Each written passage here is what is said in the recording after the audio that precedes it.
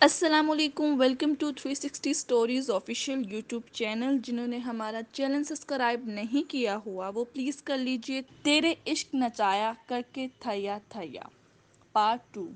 صبا کی آنکھیں برس پڑی۔ اچانک اس کو ایسا محسوس ہوا کہ اس کے ماضی کی فلم اس کی آنکھوں کے سامنے چل پڑی ہو۔ اس نے جب ہوش سنبھالا تو اس نے اپنے ارد گرد تھڑکتے پاؤں اور ناچتے جسم ہی دیکھے۔ اس کو ناچ گانے سے کوئی دلچسپی نہیں تھی، مگر اس کی نانی ستارہ بیگم کا کہنا تھا کہ ناچ گانا تو اس کے کوٹھے پر موجود ہر بچی لڑکی کو سیکھنا لازم ہے۔ 7 سال کی عمر میں جب اس کا ناک چھید کر اس کی ناک میں نتلی ڈالی گئی اور نانی نے بازار کی سب طوائفوں کی دعوت کی، وہ تب بھی اس بات سے انجان تھی کہ در حقیقت اس کی آنے والی زندگی کیسی ہوگی۔ وہ بچپن سے ذہین تھی۔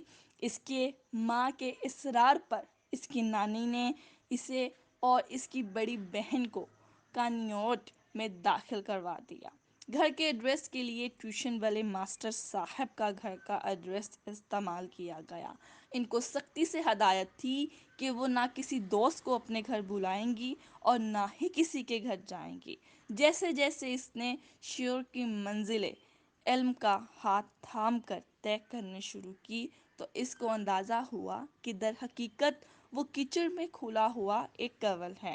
کبھی کبھی اس کا دل کرتا کہ وہ اس گناہ کی دنیا سے کہیں دور بھاگ جائے، مگر در حقیقت وہ ہر وقت پہرے دار آنکھوں کی نگرانی میں تھی، جن سے دور بھاگنا ممکن نہیں تھا۔ جب بھی کسی نئی لڑکی کا کوٹھے میں اضافہ ہوتا تو اس کی ایک دردناک داستان ہوتی۔ کبھی کوئی گھر سے بھاگی ہوئی لڑکی کو اس کا نام نہاد عاشق چند دن کے استعمال کے بعد نانی کو بیچ جاتا۔ کبھی کسی کا نشی باپ بھائی اس کو ان کے در پر چند نوٹوں کے عوض پر پھینک جاتا۔ ان لڑکیوں کو جسم فروشی اور ناچ گانے پر لگانے کے لیے جو حربے استعمال کیے جاتے وہ دیکھ کر دوسری لڑکیوں کو بھی بغاوت کی ہمت نہیں ہوتی۔ ان مظلوم روحوں کے جسم اس روانی سے ہر رات کئی بار بکتے کہ 2 سالوں کے اندر وہ اپنی عمر سے دگنی محسوس ہونے لگی۔ صبا کی بڑی بہن فاقیہ ایک بہت ہی خوبصورت اور حساس لڑکی تھی۔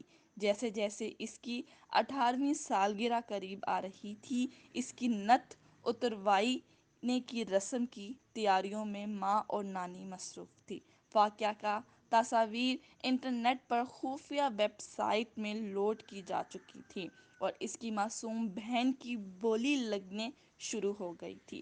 فاقیہ کی خوف سے سفید پڑتی رنگت پھیلی ہوئی آنکھیں اس کے علاوہ کسی کو نظر نہیں آ رہی تھی۔ جس دن نانی نے یہ خوشخبری سنائی کہ ایک عربی شیخ کی بولی اس نے قبول کر لی ہے اور اگلے ہفتے فاقیہ کی نت اترائی کی رسم ہے، اسی رات فاقیہ نے اپنے ہاتھ کی نسیں کاٹ لیں۔ جب صبا اس کے کمرے میں داخل ہوئی تو وہ زندگی کے آخری سانس لے رہی تھی۔